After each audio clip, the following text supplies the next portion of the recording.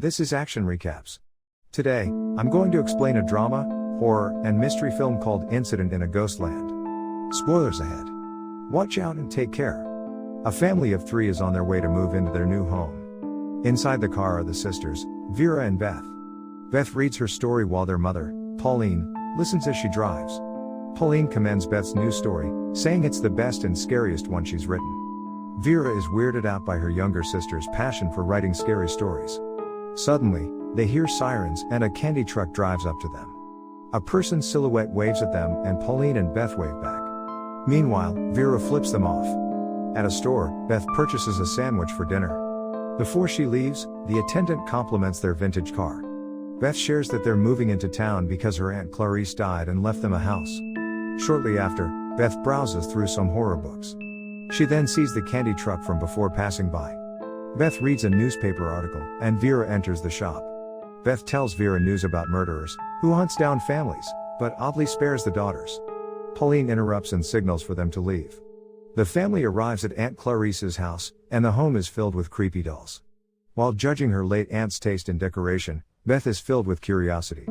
They open up a cabinet, where a doll pops out and scares Vera. In her room, Beth is arranging her horror books when she sees that her hand is bloody. An emotional Beth shouts for her mother. Pauline realizes that Beth has gotten her first period and assures her that she'll be fine. Vera remains cold and insensitive about the delicate situation. Later that night, Pauline accompanies Vera, who seems to be worried about her sister. Vera doesn't understand why Beth writes such terrifying stories when she's easily shaken. She believes that Beth needs to be discouraged from obsessing over morbid fantasies. Pauline disregards what Vera says, thinking she's just acting out. As soon as Pauline returns inside, Vera curses and flips her off. In the distance, a vehicle's headlights point towards Vera. Vera is unaware of it and returns inside. Seen through the open door is the candy truck. Vera joins the rest of the family and orders Beth to go to her room. They then hear a creaking sound but ignore it. Pauline goes downstairs to put away some boxes. Her phone rings, and while she answers the call, a man rams her into a wall. He strikes and knocks Pauline out. The man sniffs the dolls, and the sisters see him. He chases after them, catches them, and drags them by the hair. They scream as they get pulled down into the basement. The man holds up Beth to smell her bloody crotch. He is disgusted and lets her go. With Vera, he likes the smell, so he pins her to the wall. Beth cries as her sister gets dragged into another room. She tries escaping, but a woman attacks her. The woman then orders Beth to stay put by the basement. Suddenly, Pauline charges at the woman. They wrestle, and Beth is too frightened to help. The woman stabs Pauline with a broken glass bottle, and after some struggling, the noise stops. Beth sees the woman fall to the floor and an injured Pauline crawling to her. She tells Beth to go and run away. Pauline enters the basement to save Vera. Beth follows closely and watches as her mother wrestles the man. Pauline stabs the man until he stops moving. Vera shouts to warn her mother about the woman coming at her. With the same blade, Pauline turns to stab the woman in the neck. 16 years later, in Chicago, an older Beth wakes up from her nightmare and rolls off the bed. Her husband rushes to comfort her. Later that day, Beth is seen writing on her typewriter. She has accomplished her childhood dream of becoming an author. Her husband interrupts Beth to inform her about the recent success of her new book. But Beth doesn't seem interested in fame and money. During an interview, a host promotes Beth's latest book titled Incident in a Ghostland. Beth wrote the book as a tribute to her family. The host questions Beth on the truthfulness of the scenes in the book. The host is attacking Beth's past traumas, but Beth just laughs it off. In front of the television, Beth and her family watch the interview. The phone rings, and Beth answers it. It's Vera, and she sounds agitated and fearful. Vera asks Beth to come back, and the call gets cut off. The following day, Beth packs up her bags to visit her family. They're still living in Aunt Clarice's house. Beth arrives, and Pauline welcomes her. Beth asks how Vera is doing, and Pauline assures Beth that nothing is wrong. Night arrives, and Beth goes downstairs, wearing her pajamas. Pauline prepares dinner and shares her plan of renovating the house. She has saved up enough money from selling their antique toys. Beth offers to give her more money, but Pauline doesn't want to trouble her. Beth begins to tear up because she feels guilty about leaving her mother with Vera. But Pauline understands that Beth had to live her life. She comforts her daughter, and they make a toast. But then, screams from the basement interrupt them. In the basement, they search for Vera. The closet opens, and Vera comes out, afraid and in distress. They carry Vera into her room. Seeing her sister like this makes Beth emotional. Later that night, Pauline watches the television and invites Beth to watch with her. Beth joins her but turns the TV off. They talk about Vera and how the night of their attempted murder continuously plays in her head. There seems to be no way to set Vera free from her trauma, they just have to live with it and understand her. In the middle of the night, Beth awakens from another nightmare. She turns off her alarm, and in the mirror, she sees the phrase "help me." Beth enters the basement and sees Vera hugging her doll. Vera shows Beth her bloody hands. She explains that a voice in her head is punishing her, and she asks Beth to make the voices stop. As they hug, Vera hears footsteps, thinking they're the voices. She runs to hide, and honking is heard from outside. Outside, Beth sees a vehicle passing by, and in the backyard, she sees a dog. They stare at each other, but Pauline appears to shoo the dog away. Back inside, Pauline and Beth dance to soft jazz music. Pauline has had too much to drink, and she reminisces about how young and innocent Beth was. Pauline looks at the mirror and sighs at the sight of her wrinkled face. They talk about Beth's latest book, and Pauline says it's the best Beth has ever written. As the night progresses, Pauline is already fast asleep, and Beth is still awake.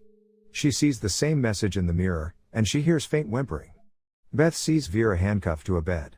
Beth leaves the room to wake her mother up. Immediately, the door closes. Beth returns and bangs on the door. Vera screams in pain, but suddenly, she stops. Beth sees a keyhole and looks through it. A figure appears and scares her.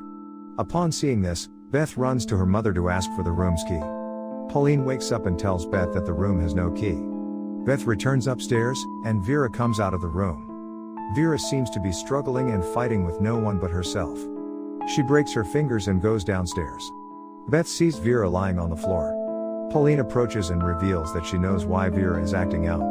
Before Pauline leaves to get help, she advises Beth not to listen to Vera. When Beth returns inside, she sees Vera leaving the room. The door behind Beth closes. Beth tries to communicate with Vera by the basement door. Then, a voice tells Beth that it's her turn to be broken, just like her S. Along the corridor, she envisions the man from before dragging Vera. A few hours later, Beth waits for her mother to come home. She falls asleep, but the dog's barking wakes her up. Beth hears the front door open, thinking it's her mother. Before she can find out, a strange figure attacks her from behind. Morning arrives, and Beth struggles to wake up. She hobbles to the mirror to see the injuries she sustained. Beth shouts for her mother, who is nowhere to be seen. She's hysterical, with tears running down her bruised face. Beth makes her way to the basement to look for Vera. She sees Vera and asks what she did to her. Vera believes it's the voices that attacked Beth. Beth calls her a psycho, but Vera is too traumatized to realize it. Vera punches Beth and shouts for her to stop running away from reality. Inside Beth's head, she relives the night of the murder. Vera talks her into believing that her mother died that night. Beth cries and shouts, accepting more and more that their mother is dead. Beth succumbs to Vera's convincing statements, and she returns to reality. They're both young again. Beth sees pictures of a man and a child that she imagined was her family. In reality, they're still held captive in the basement. On a mirror is the same message from before. Later that night, Vera eats happily because her sister is back. However, Beth is speechless and refuses to eat. She expresses her hate toward Vera because she took away her dream. Morning arrives, and Vera wakes Beth up and makes her hide in a closet. Vera warns Beth not to move and cry if she gets caught. Vera kisses her and closes the cabinet. The basement door opens, and footsteps near Beth. The woman grabs Beth, and she struggles, which forces the woman to knock her out. Later that day, Beth has on makeup just like the dolls in the room. The woman gives Beth a makeover to prepare her for the man. They make their way into a room filled with more dolls. Beth sits amongst them, and the woman leaves. Before the man enters the room, Beth grabs a sharp object from one of the dolls and stores it in her hair. The man has a limp, and he moans as he sees all the dolls prepared for him. He grabs a doll and plays with it. His hand creeps into the doll's crotch, causing it to make a noise. This angers the man, so he breaks the doll's fingers and burns its hand. He then looks to get another. He chooses Beth and holds her up by her foot. The man smells Beth's sweat and buries his face into her neck. As his hands slide to her bottom, Beth screams. The man slaps her and turns on his blowtorch. But a doll falling catches his attention. While he's distracted, Beth reaches for the sharp object, holds it tightly, and stabs the man. He's disoriented and falls to a pile of doll. After a while, he calms down and stops, allowing Beth to sneak past him. She runs out of the room and finds herself in front of a door. She tries to open it, but the woman is on the other side. The man catches Beth and drags her back into his room. He forces himself onto her. But then, Beth gets a hold of her typewriter and hits the man with it. Beth stands up and hits him again, knocking him out. Beth is by the door, but she hesitates to open it. As she listens, a hammer comes crashing through from the other side. Little by little, the woman breaks down the door. Meanwhile, Beth throws the typewriter out the window. The woman finally gets through and looks out the window. Beth is nowhere to be seen, and the woman leaves to look for her. Inside the cabinet is Beth, and she sees that the man is awake. The doll beside her starts laughing, and she covers up its mouth. It stops, and after some time, Beth comes out of the cabinet and runs downstairs. She sees the woman searching for her outside. Beth opens the basement door and calls out to Vera. They attempt to make a run for it, but before they reach the front door, the woman returns. She is inches away from seeing them, but the man upstairs calls for her. As soon as she leaves, the sisters run out of the house and escape into the woods. Dawn arrives, and the sisters see a police car on the road. The police see the sisters and approach them. Vera warns them not to touch her, and the female cop assures her that they won't hurt them. The male cop returns to the car to report the situation. As he runs back, he suddenly gets shot. The bullets come from the woman, who then shoots the female cop. Inside the candy truck, Vera furiously bangs on a window while Beth seems to have lost all hope. Vera shouts at Beth to come back, but Beth's vision starts to blur. They arrive at the house, and Vera can't do anything but shout and cry. The woman drags her, and Beth visualizes her fantasy once more. During a party, Beth sees her mother and they give each other compliments. They separate, and Beth sits alone. Amongst the crowd is her family, and Beth waves at them.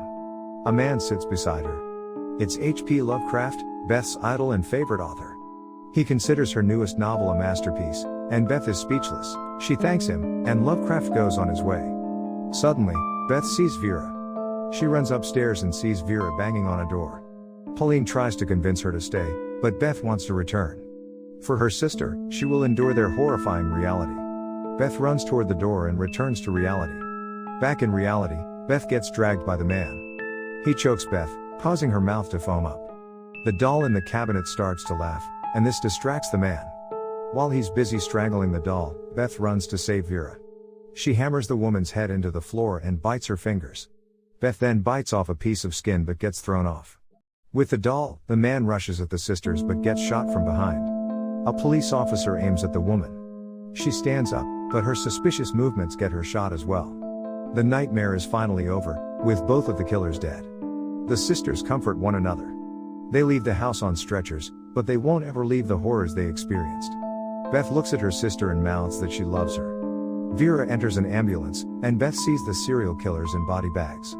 By the window, Beth sees her mother pointing to a typewriter. Inside the ambulance, the paramedic tries to lighten the mood with some small talk.